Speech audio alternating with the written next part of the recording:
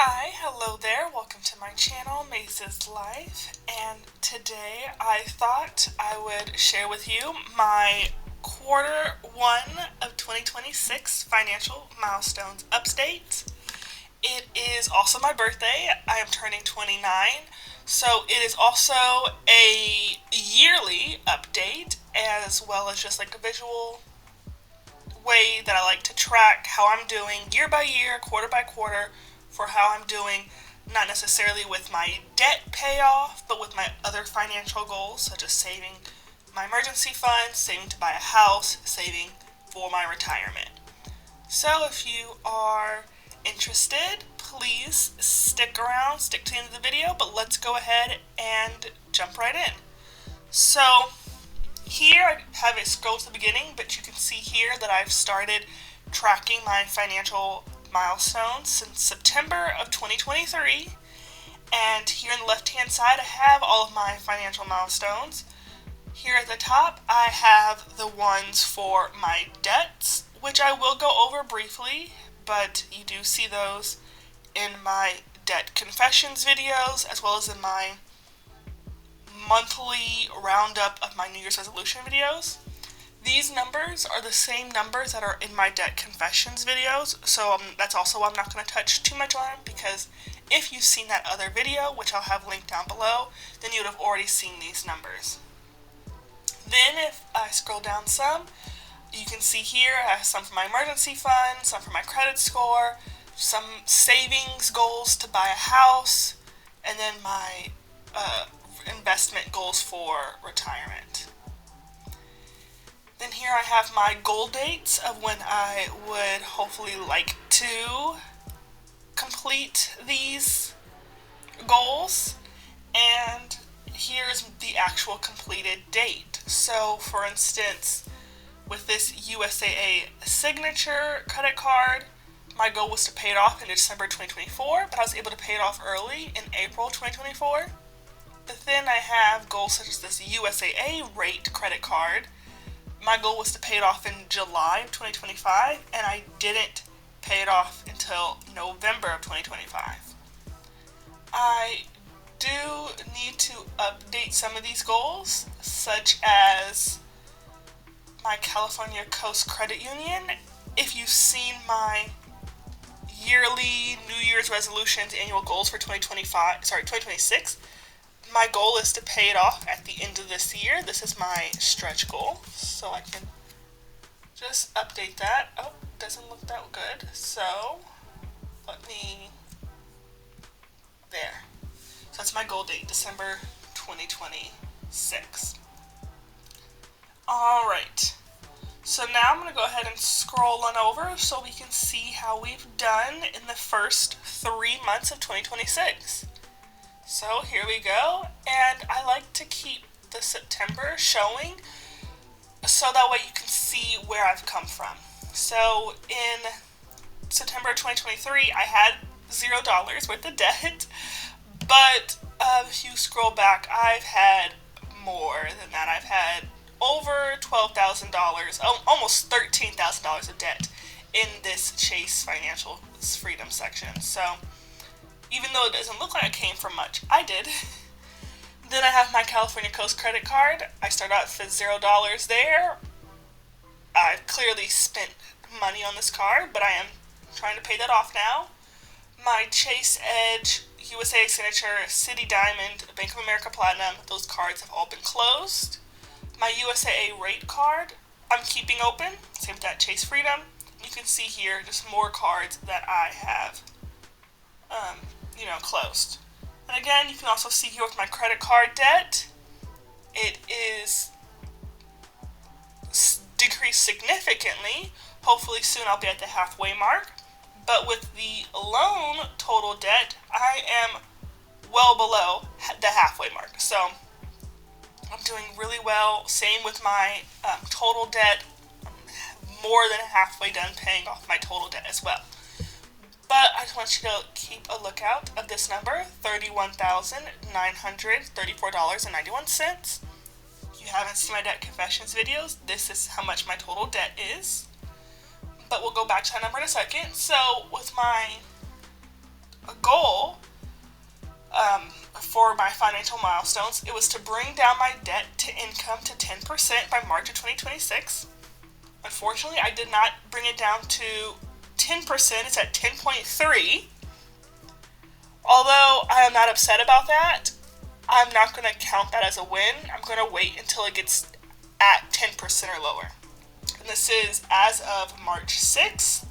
And you can see here my debt monthly minimum payment is $705.21, with my primary income being $6,846.26 gross before taxes for my main income. This does not include my second job, simply because this figure is really only necessary to know for when buying a house. And when buying a house, they will likely only look at my main 9-to-5 job, since my second job is not consistent, and currently I don't have one. Alright.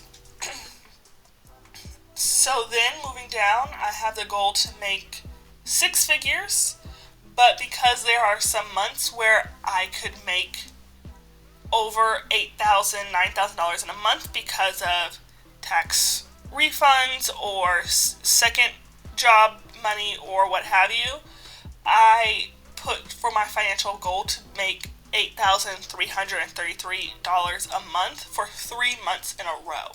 And that will really help me to just be on that 6-figure goal.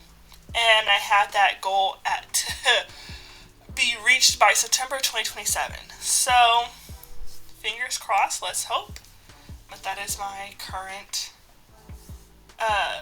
salary. And again, this includes my second job, even though the one prior does not. This one does include income from any second jobs, any tax refunds, any work reimbursements, what have you. And then let's go down just a little bit more. So here I have saving for my emergency fund. I'm not focusing on my emergency fund too much, simply because I'm trying to focus on paying off my debt that has interest on it. None of my debts are high interest anymore. My credit card debts are all 0% except for this California Coast Credit Union card. That one, it could be argued at high interest because it is 10.88%, and different financial advisors and financial gurus online will say that a high interest debt is anywhere from 7 to 15%. So if you listen to a guru who says 15% is or more is considered high interest, then this is high interest. But if you listen to a financial guru that says 7% or more is high interest because 7% is what the stock market averages, then this is high interest. So that's the only caveat. But other than that, I will not start focusing on my emergency fund until after I have paid off majority of my debt. Okay. But as you can see, I am still adding a little bit to it, and that's just because of my New Year's resolution, my annual goals. Alright, then I have my credit score. So I track the FICO 8 and the Vantage 3. The FICO 8 I check through Experian, and the Vantage 3 I check through either Credit Karma or Credit Sesame. I've used both in the past. My FICO 8, that score did go down a little bit, and I think it was because of closing out 2 of my cards. But my Vantage 3 score did not go down at all. In fact, it went up. So I'm not sure. There have been months in the past where the Vantage 3 score has gone down a lot, and the FICO 8 score has only gone down by a little bit. So I know what the difference is for FICO 8 and Vantage 3, but since neither of these are what's used to buy a house, I don't worry too much about it. As long as I can get to 750, then I'll be happy. I know that when you buy a house, they look at the FICO 4, 5, and 6, but it costs money to get that FICO score without it dinging your credit.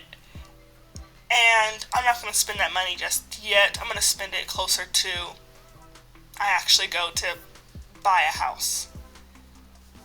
Alright, then scrolling down, so I have the financial milestone to save $10,000 for a buyer's commission, $15,000 for down payment, and then $10,000 for closing costs. I do know and realize that when I go to buy a house, I can have the sellers pay for some of these things, or that some of these things may be even more so than what I'm planning, such as $15,000 only for a down payment. However, this is just my first initial goal, and once buying a home actually seems more obtainable, then I can adjust then. But as of right now, that is years away. Alright. And then here, I had the goal to buy a house, and I just have dashes because it's not happening anytime soon. I would love for it to be in December of 2027, because that is my platinum year. I was born March 27, because today's March 27. So my golden year was when I turned 27, but I believe the platinum year is when you're in the year 27. So I thought, oh, that would be nice. I'll be 30. But that doesn't really sound realistic. I'll still have debts that I'm be paying on, so who knows, but we'll see. Alright, and then my last couple of goals have to do towards retirement. So, as you can see here, last year in March, I had $25,000 invested. And this year, for March, I have $32,460.25 invested. And this is through my work pension plan. So this is a required 7.5% contribution that I have to make for my paycheck. And you can see here in this little box, you can see how much of that amount is my contribution and then how much is interest. Now, previously I said to look at my total debt and to remember that number, and that is because this is the first month where I have a positive net worth. And it doesn't feel like it because I still have all this debt, but I technically have a positive net worth because my assets outweigh my liabilities. And I have more assets that's not on here, such as I have a car, and that could lower, even though that's something that I have a debt on here, my auto loan, that could lower this loan, if I were to sell it. But I'm not going to, so that's why I haven't included that in my assets before.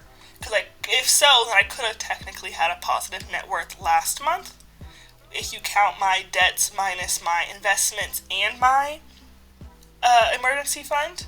But I'm not going to do those kind of calculations. I only like to calculate what I have in front of me, and that is my debt number, my savings number, and then my investments number.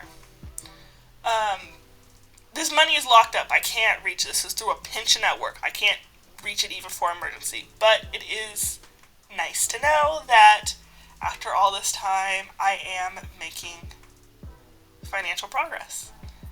So, yeah, I was really happy about that because that was pretty much my only financial milestone that's not on here, but it is on my annual tracker, so I get to cross that off for this month.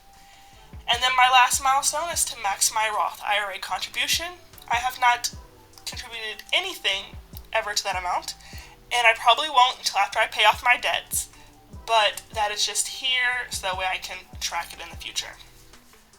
Alright, so that is it. That is the breakdown of my Q1 2026 financial milestones, as well as my annual, checkup on my financial milestones and just how I'm doing financially. Thank you for following along. If you stayed to the end of this video, I'd love to have you join this journey with me, so hit subscribe, click the like, and leave a comment down below if you would like. My next video will be out in a couple days, but other than that, Thank you, and until then, thanks for watching, and I'll see you next video. Bye!